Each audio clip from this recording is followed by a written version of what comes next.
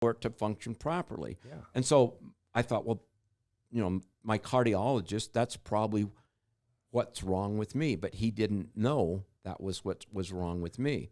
So my next big thought was, because I had sold this company and I had time and money on my hands, and where I live in Utah, I have a lot of friends that have started nutraceutical companies, and I've always been into supplements myself, and I believe in natural plant-based solutions. Mm-hmm. And so I also believe that God put all of the plants on the earth for man's benefit. Yes. And so the thought that went through my mind is, what if I could find the plants that God put on the earth and I could figure out how to put them into a delivery mechanism that could be taken?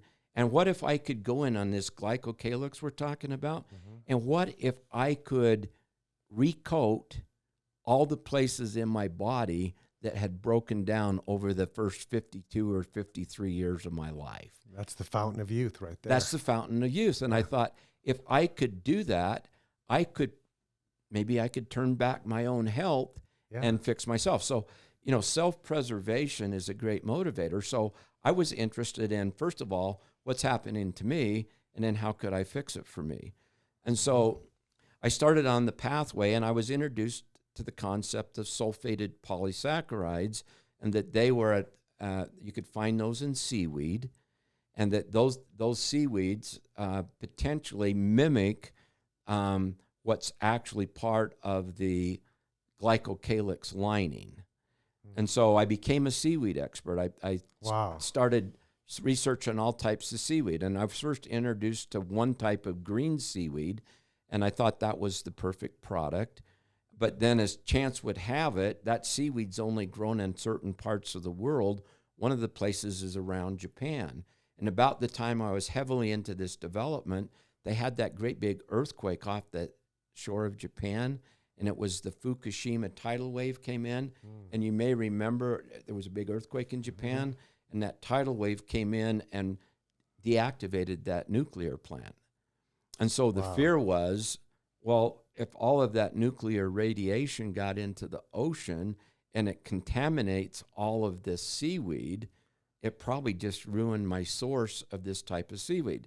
So, and I knew that everything went west to the Pacific, and where I was looking for other seaweeds was on the west coast of the Pacific.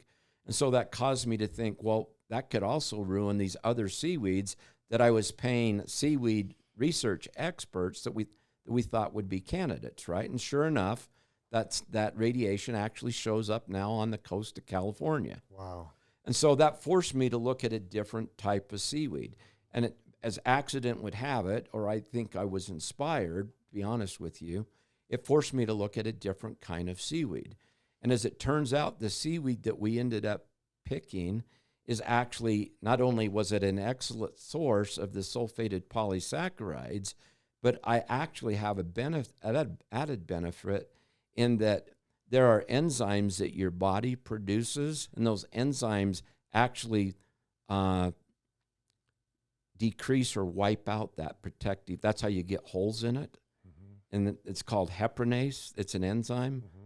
And so it turns out the seaweed that I shifted to is actually a heparinase inhibitor. So I actually get two benefits from that one piece. So it was a blessing in disguise. It was a blessing in disguise.